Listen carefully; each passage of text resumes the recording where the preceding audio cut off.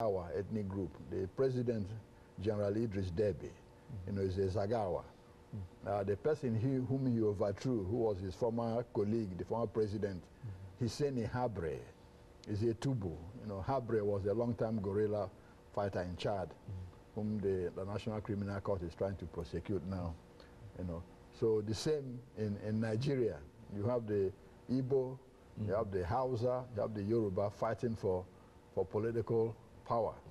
In 1966, there was 2 traumatic military coups. The first one was blamed on the Igbo ethnic group. That was January 15, 1966. The second one on July 29, 1966, was blamed on the Hausa Fulani, ethnic group, the northern, part of the country. So these are some of, the ethnic groups and how they impact on politics in the country, because most of the time is winner takes all and crush the rest, not winner compromise and everybody has something. It's never that way. That's one of the biggest problems we are facing in that continent. In a society where most of the ethnic group is one, just lesser political frictions. An example is like Swaziland. Swaziland, there are Swazis, all of them. No other ethnic group. You see, so that alone can bring some political stability. In Lesotho, you have the Sotho ethnic group predominating, almost 99%. So you don't have much of that problem. In Botswana, also you have the Swana ethnic group, that predominates to some extent, even though there are other ethnic groups.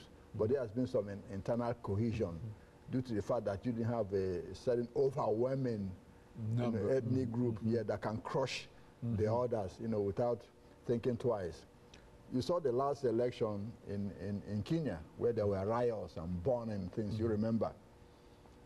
That election and those people demonstrating, they weren't demonstrating because Ojinga, they lost the election, Lyra Ojinga. No, it was because they felt that their ethnic group was being marginalized time and time all over. The man who is president, Mwai Kibaki, is Kikuyu. The person who lost the election is Lyra Ojinga. He is Luo. The Luo ethnic group is the ethnic group that President Obama comes from. And they've been the challengers for power to the Kikuyu. The first president, Kenyatta, was a Kikuyu. Then the second president, Arap Moi, is Kalenjin. This next president, Kibaki, is Kikuyu.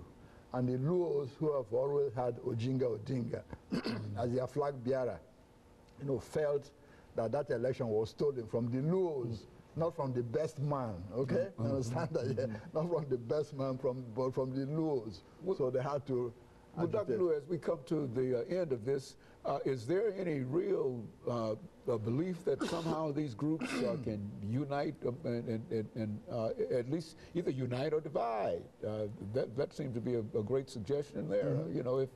If they can operate better among themselves, then I don't know. I mean, what do you see as some of the ultimate outcomes in reference? Is this a continuous kind of thing that's going to last forever and ever? I think it will last for a long time before it evolves. I remember Nkrumah, when Nkrumah became president of Ghana, he was, talking about a continental African government like they have, the European Union. Now, he was castigated, a lot and crucified. But a lot of Africans are seeing the importance of having a kind of, system where people in the continent can be able to communicate effectively with each other, politically, linguistically,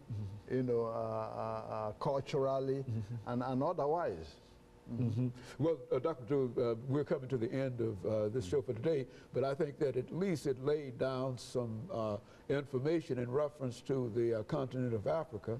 And when we hear of all of the wars and whatnot in Africa, it gives some kind of validity to some of the things that you're saying. And of course, we'll be back with our audience next week for another informative edition of Comments.